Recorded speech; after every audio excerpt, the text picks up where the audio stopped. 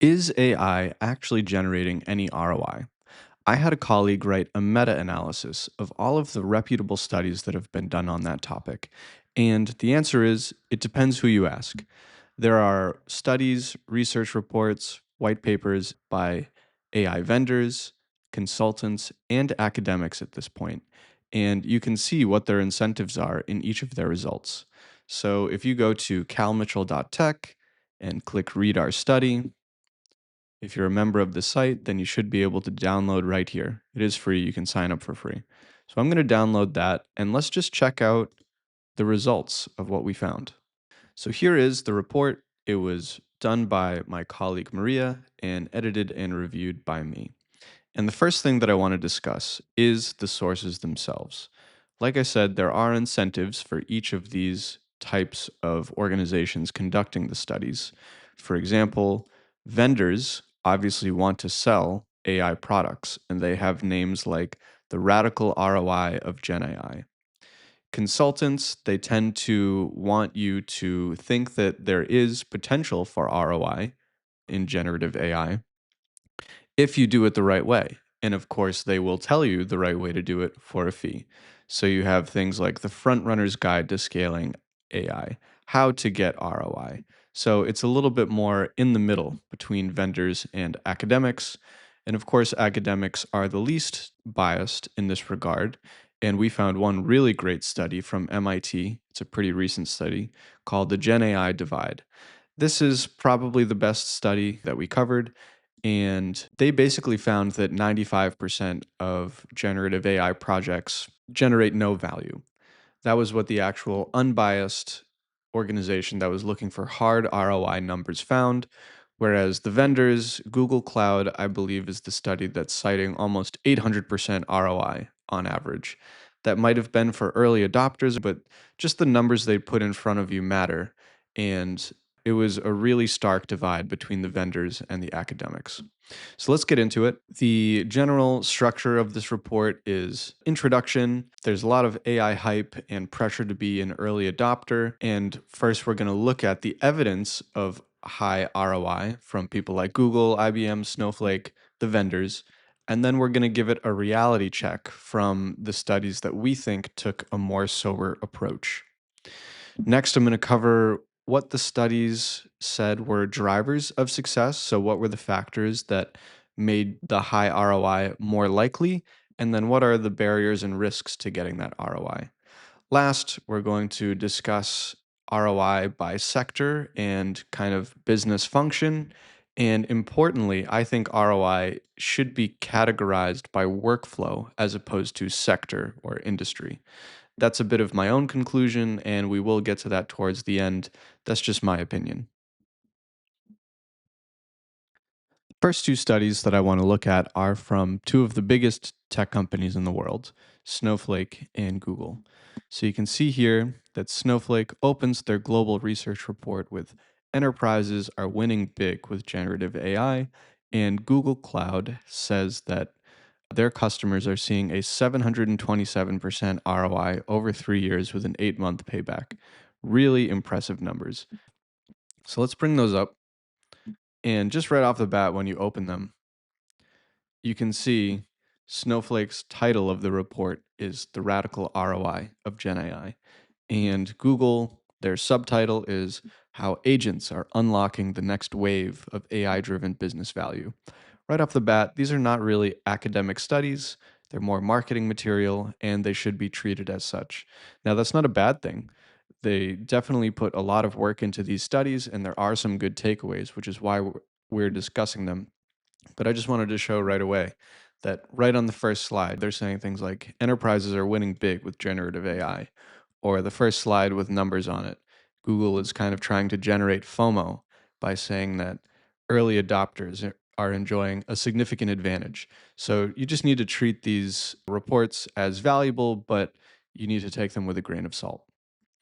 And moving on to the next one that we wanted to call out, IBM found that 2/3 of AI leaders have more than a 25% revenue growth uplift. So, for example, here is that study, and it says right here 2/3 of leaders report AI has driven a greater than 25% improvement in revenue growth rate. I'm skeptical that that is actually the case across all AI initiatives, across all companies. I'm curious how they picked those results, and this is just in the foreword of the IBM report. So, this video is for digital leaders who are trying to get ROI out of AI. And let me ask you, are you seeing 25% revenue growth due to your AI initiatives? Going back to it, paid for itself is a really common claim. You would think most business initiatives would be pretty happy with a 20% return on investment, and generative AI has really only been popular for a few years. So that means all of these things are giving 20, 50% return on investment for that to actually be true, which again, I'm skeptical of. I think a lot of companies have burned a lot of money on AI, and I'm not saying it's not worth it, but paid for itself already, I'm not sure I actually believe that as a whole. Maybe some initiatives have, and it's valuable to try to find those kinds of projects. But the fact that all AI has already paid for itself, I don't buy it. EY finds 95% of organizations are investing in AI and increasingly reporting positive ROI. Again, trying to generate some FOMO, saying everyone else is doing it and seeing so much returns. And it's interesting that 95% is exactly the number that MIT says is not generating positive returns. So EY says 95% of organizations are seeing benefits from AI, and MIT says 95% of organizations are not benefiting from AI. So, very interesting contradiction. And when you take even a second to think about what the incentives are between those two organizations, you're probably going to trust the conclusions of the MIT study first. KPMG says that among the leading adopters in finance, 57% say ROI exceeds expectations. That's excellent. I do actually think that finance is a very document heavy type of industry. And so I can see that finance would be one of the industries that will benefit the most from AI in terms of efficiency gains. Although it is kind of a tricky one where finance and law, you want to be absolutely sure of something before you act on it. So there's definitely going to be efficiency gains, but there's also going to be humans in the loop always when it comes to finance and law.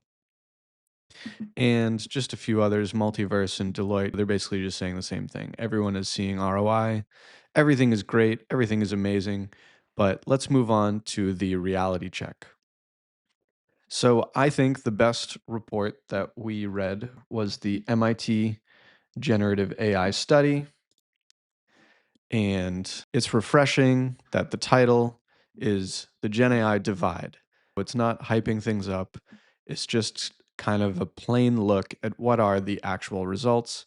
And I highly recommend that you go and download this report because it is the least biased that we read by far.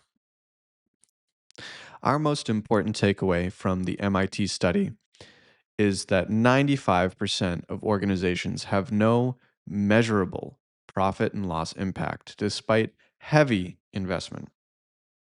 Adoption is high, but disruption is low. Only the tech and media industries show signs of disruption. And of course, that's understandable because AI is quite good at writing code, so that will somehow disrupt the tech industry. And media, well, generative AI can begin to produce pretty acceptable images and videos. I'm certain all of us have seen AI in our algorithmic feeds on social media and sometimes even thought, geez, I can't tell if this is AI or not. BCG, we also were a fan of their report. They said that the median finance function ROI, so that's AI being used within finance, is about 10%, well below expectations. But I will say, if something has a 10% return on investment, yeah, there's a lot more impressive, exciting investments out there, but 10% isn't bad. And we're all still kind of getting the hang of this AI thing. You could definitely imagine that number going up in the future. Multiverse, they found that the lack of workforce skills and low adoption delay ROI. And that's kind of contradicting the MIT report, which is showing that adoption is high. So, a key contradiction between those two reports. Again, I tend to lean towards MIT because I think most people do actually have AI in their workflow in some capacity at this point, whether that's even just autocomplete in Microsoft Outlook or ChatGPT. There's a ton of tools out there that people are just using their personal accounts. And that's called the shadow AI economy, something that the MIT study does get into quite a bit. So the main takeaway is that in a lot of vendor reports, positive ROI is huge, but they focus on soft ROI and cherry pick numbers, and they cherry pick use cases in companies that have done extremely well. However, hard ROI, especially across the industry, is rarer and harder to measure. So, some of these soft ROIs, such as improved productivity, they can precede profit and loss impact, but even if you're aware of those effects, it can be hard to measure them. Just how do you measure how much more effective a given employee is because of the fact that they have a ChatGPT enterprise subscription or something along those lines? It's pretty tough. However, I do think we will, on average, begin to see a higher productivity growth rate out of knowledge workers as more and more people become proficient with using general AI tools such as ChatGPT or whatever else, Copilot. And why was there a difference? Obviously, the incentives, we've discussed that a few times already, but specifically, the corporate vendor studies tended to survey their own customers or highly engaged adopters, while academics and consultants typically sampled the full market. So if you're Google, you know exactly who is using your tool quite a lot. That probably gives you some sort of gauge of who is actually using it successfully. Like if you see someone steadily growing their API growth rate of a certain process and you can envision how that would fit into their business workflow, you can selectively say, hey, maybe we should ask them. Now, do I actually think that Google did that? I don't know. I think they actually did a pretty good job of casting a wide net, but of course, they're surveying their own customers. The MIT report had a few myths about generative AI that they wanted to dispel, and some of them will make you happy as a human, I think. The first myth that they wanted to dispel was that AI will replace most jobs in the next few years. I personally am also quite skeptical of this, and their research found limited layoffs from Gen AI and only in industries that are already significantly affected. So that would probably be tech and media. Now, those are some of the best jobs out there, and a lot of people will be hurt by AI restructuring. But the consensus among executives that they talk to is that they're not going to change their hiring levels over the next 3 to 5 years without some huge evidence that AI is actually able to do a lot of the workflows that they currently have in place. The next is that generative AI is transforming business. Adoption is high, but transformation is rare, is what they found. And I agree with this because I think a business is really a set of people and processes. And I don't think generative AI will necessarily transform the processes that businesses have to follow. I think that it will make certain steps in those workflows and processes much more efficient, cost efficient in particular. For example, if there's some task that requires some manual data entry and it's taking someone who's paid 20 bucks an hour 15 minutes to complete that kind of thing, then it's likely that generative AI could do that work in seconds for pennies, as opposed to the 15 minutes and multiple dollars that it cost to have a human do that work. So I do think that it will transform certain steps in certain workflows, but I don't believe that it will actually completely rewrite the process itself. Next is that the biggest thing holding back AI is model quality and legal and data risk. But what they found is what's holding it back is most AI tools don't learn and don't integrate well into workflows. I don't actually agree with this myth. And the reason is I think the biggest thing holding back AI is that business leaders, especially, do not have any detailed view of given business workflows. So, for example, I used to work at a medium sized tech startup in Boston, and we were selling physical things. And nobody at the company had an actual idea or detailed document showing what happened from when a customer clicked buy to when the customer received their purchase in the mail. Eventually, someone came along and did make almost like a flow chart showing, hey, when this person clicks this button, this information goes from this software system to this place, and then a human has to make a decision, and then it goes into the ERP, etc.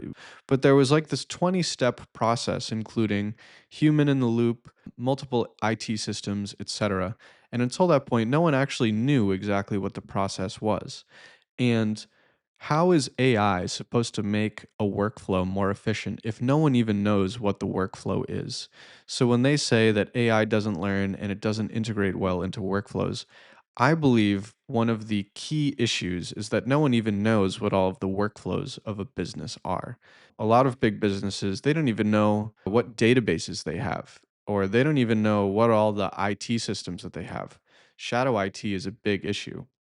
So I think that a key to getting the most out of AI is understanding what are your current business workflows, what is the information that you can use to do continuous improvement over time, and pick those use cases that could actually benefit from AI, map those workflows, create continuous process systems, and that's the hard work that needs to be done to actually get ROI out of these generative AI systems. Now, I'm not saying you need to build the AI systems yourself. I still think it's much more cost effective to buy off the shelf AI wherever it's possible to do so. But the system around where you use the AI is the thing that needs improvement. You need to document your process and you need to set up continuous improvement. That's what I think is holding back AI. And they say, well, they kind of agree with me there. The myth is that the best enterprises are building their own tools. The thing is, they found internal builds fail twice as often as purchasing off the shelf. So, again, I think you should identify workflows that can benefit from AI, map your version of that workflow in detail, and then set up a off the shelf system to improve over time. And what's happening now is there is a shadow AI economy that we referenced earlier. AI is transforming knowledge work, and I think probably most people watching this video already use AI to help write reports, emails, write code, etc. We all know that LLMs are hugely important and useful tools.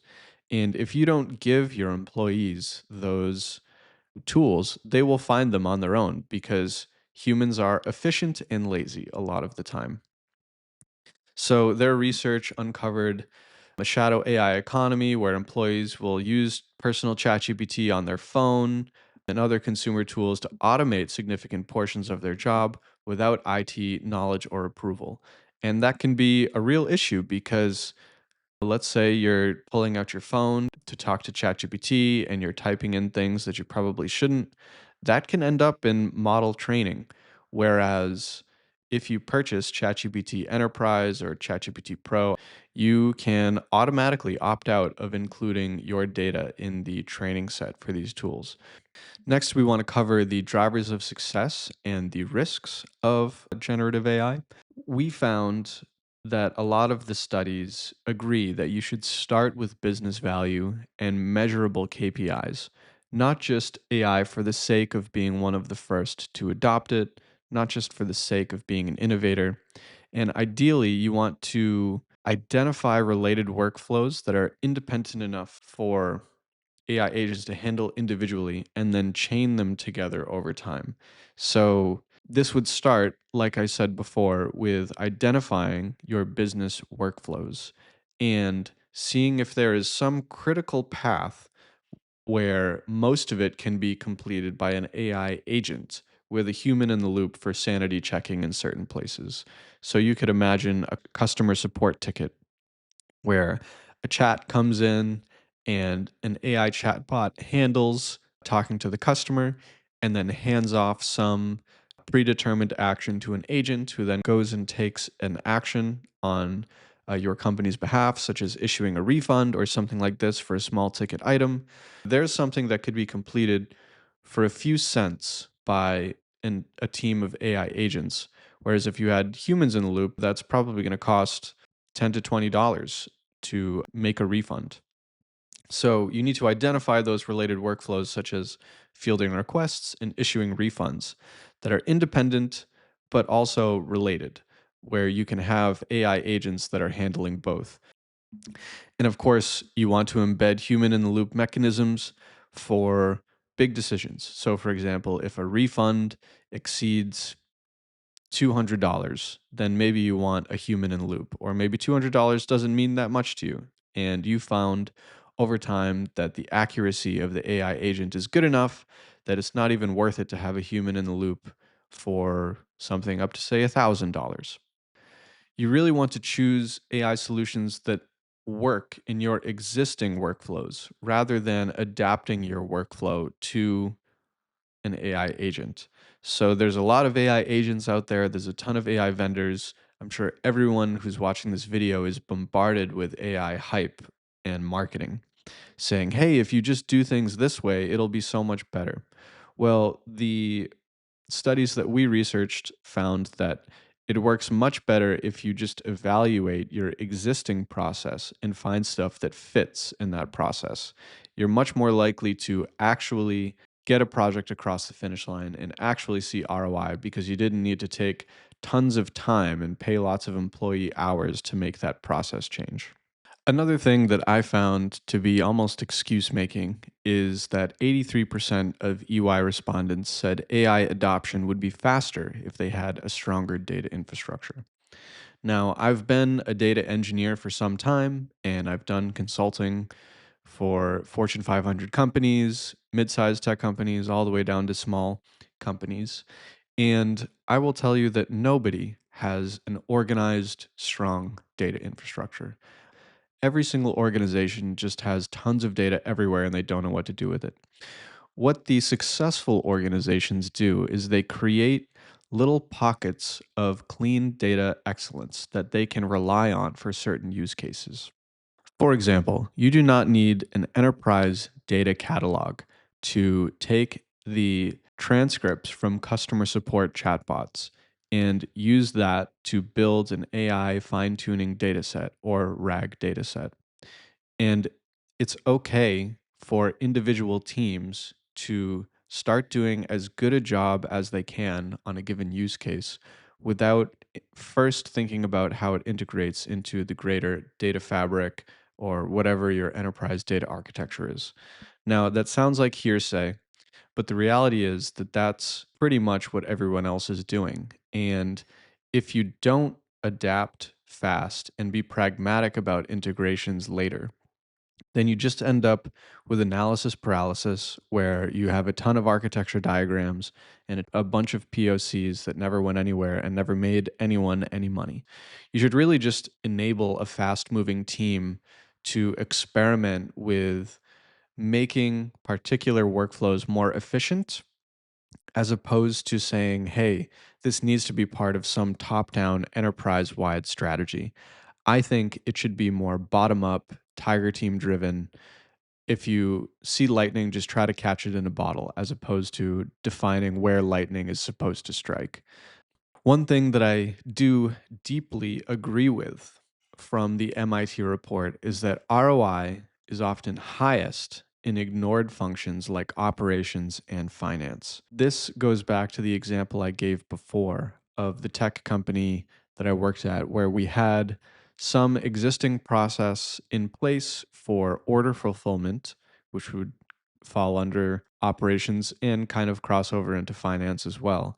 and it was terribly inefficient. It probably took a total of 10 people in terms of finance, operations, warehouse personnel, etc., multiple hours to fulfill a single click button to buy now. And it just doesn't need to be that way. The preventative maintenance, this is an unbelievable use case that I think eventually, when someone figures it out, it's going to be a multi-billion-dollar company where there's tons of these machines in factories and warehouses, and they all have parts with SKUs.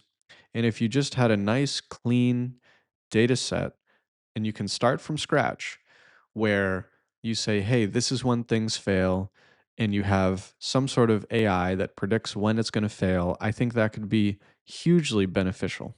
These front office tools like Sora and the image generation and the marketing tools, of course, these get the attention because they are flashy, they are cool, and they promise new revenue.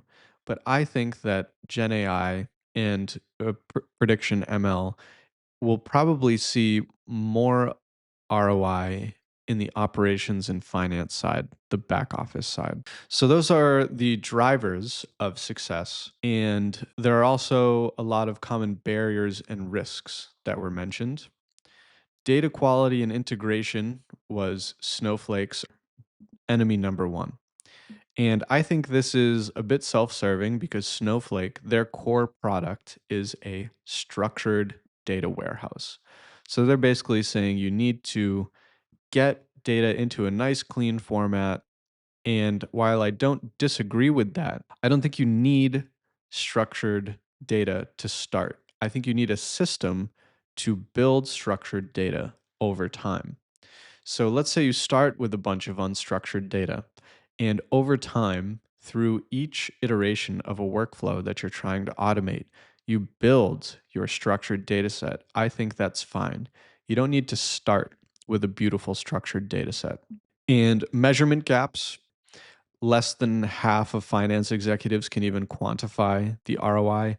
I completely buy that. It's so hard to measure someone being more productive with ChatGPT. And that's why I think you need to take certain workflows, map them in detail, document how long each step takes, each person, how much on average that person is paid. That's how you're going to get real ROI coming from the CFO. They cite that skill and adoption is a common barrier.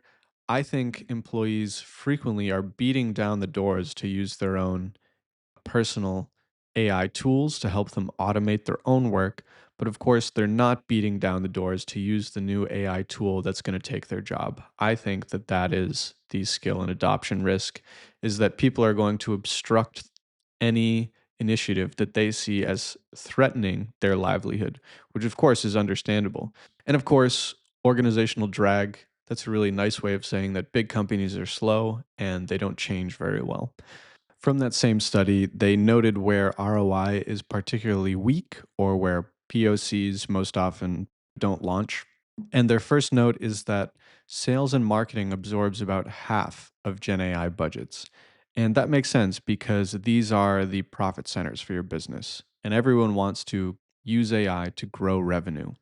But this report warns that these are just visibility and easy metrics, not actual value, and that these front office tools are not actually transformative. You should really focus on the efficiency gains that you can get by measuring a process and saying, this is what it currently costs, and this is what it could cost in the future if we used some AI in this particular step.